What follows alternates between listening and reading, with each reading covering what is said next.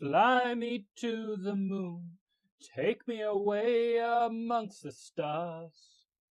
Hey guys, I hope you're doing very well today. I'm doing rather nice, despite the horrible weather I have here. But enough about weather, enough about anything. We have to answer questions. But today I'm actually going to decide to go back and describe what's going on, because I got some feedback. I love the feedback.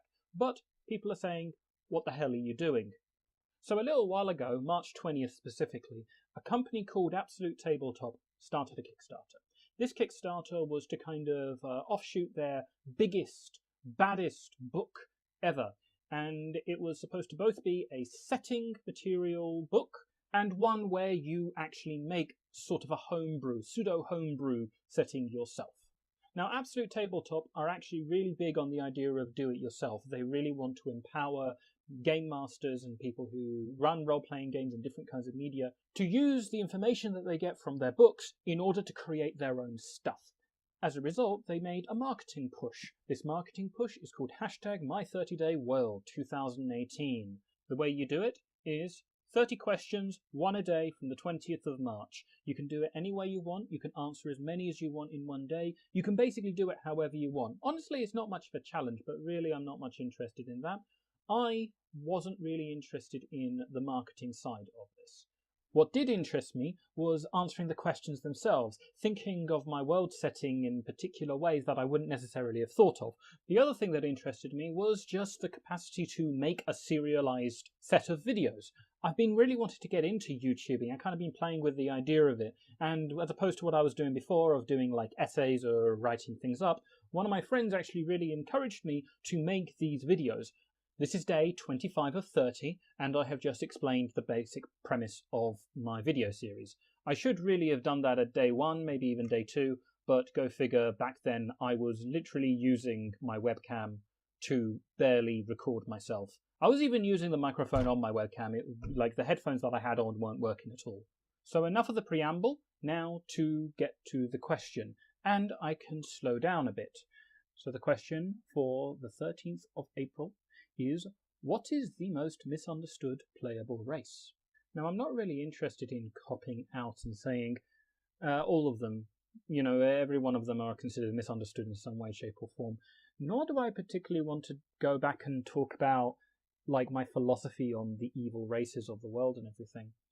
This and some of these questions that we've had in the past seem to be moving away from world setting into a much more shall we say, player-based type circumstance. You see, I eschew the idea of giving players like playable race lists, playable class lists, which was kind of a typified thing of the Dungeons and Dragons setting, to making more of the idea of people being able to make their own concepts and ideas. In my work to kind of support that, I kind of made the setting very much based around nationality as opposed to racial discrimination. As I've said before, and I'll say it again here, it is more important where you are from as opposed to what you are. But as always, I'm lying. I'm not telling the complete truth, because I do like the idea of keeping something secret from the players. And actually saying that there is no discrimination or misunderstanding between the races would seriously go against the theme of misinformation being rife, prejudicial treatment being endemic throughout the entirety of the 5 free cities. So, for the sake of me being able to answer this question in my own way, please consider that whenever I say race, I'm actually talking about city-state or nation.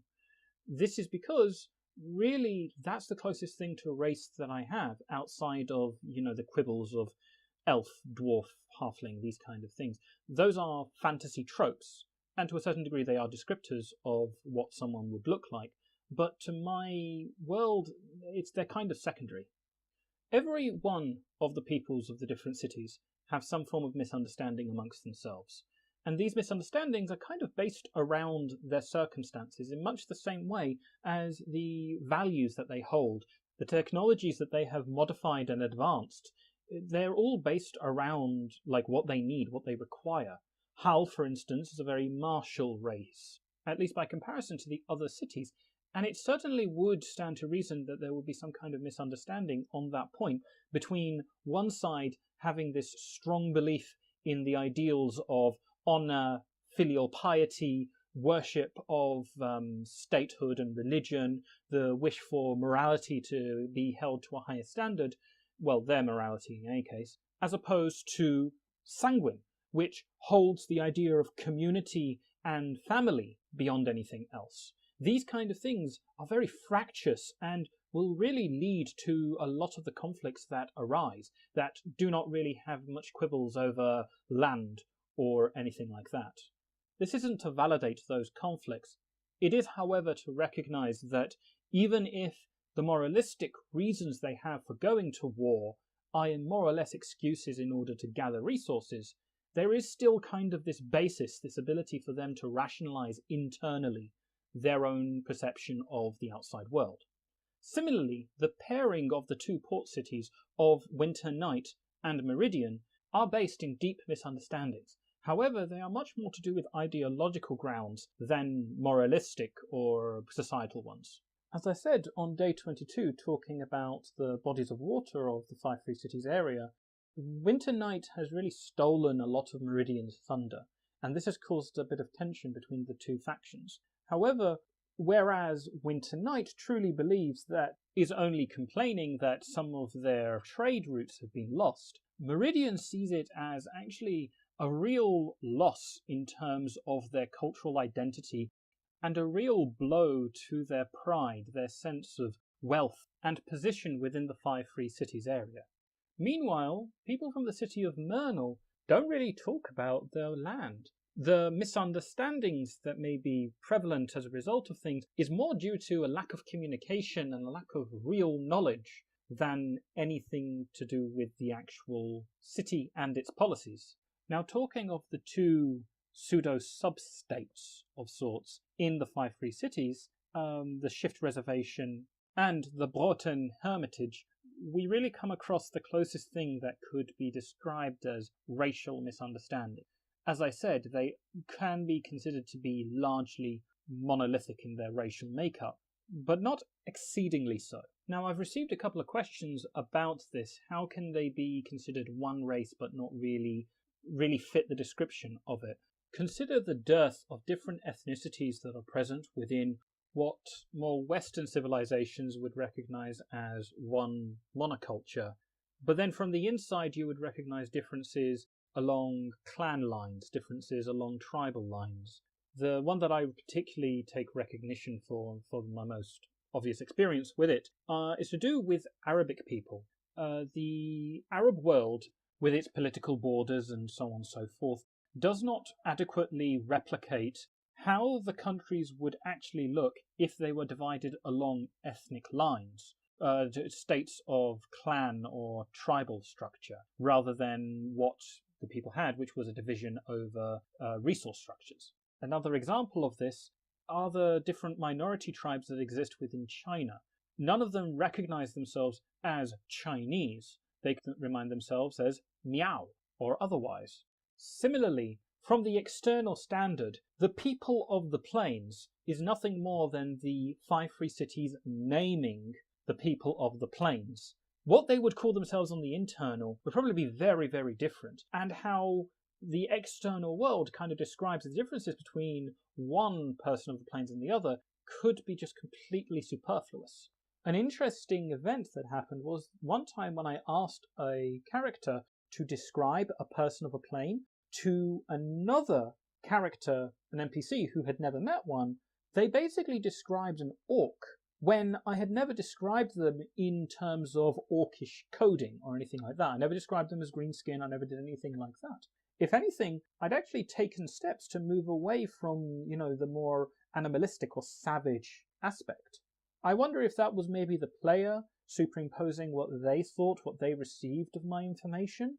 But it still is a very, very interesting thing for me to consider that describing three different peoples, all of them in very different ways, all of them called peoples of the plains, they still boiled it down to one singular archetype. Now, speaking of the players, this is actually going to be my main contention about the question. It is something that the players should consider and should be created with the players. So far, the only people who I've really had the ability to come to that agreement on has been the people of the planes. But that is from when I was initially creating the World of Talem for my 4th edition game. I haven't had anybody who hasn't been from one of the 5 free cities yet. I encourage people who want to join the game to be from these different areas, but it would certainly be very, very important for me that the player is comfortable with the misunderstandingness of it. Being racially profiled is not a nice experience, and being racially profiled when you are playing something that's supposed to be a kind of comfortable experience in a safe space can be quite off-putting and can be quite distressing, honestly.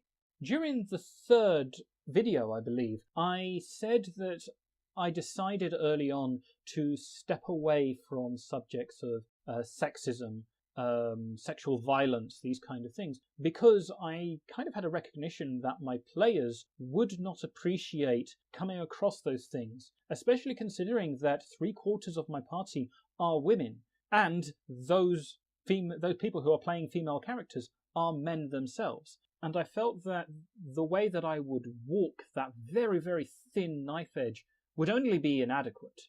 As with gender, so with race. Now, this is never to say that I'm never, ever, ever going to go and possibly cover circumstances of prejudice of this sort. I'm just very wary about it, and I want to be very, very careful about where I step with it.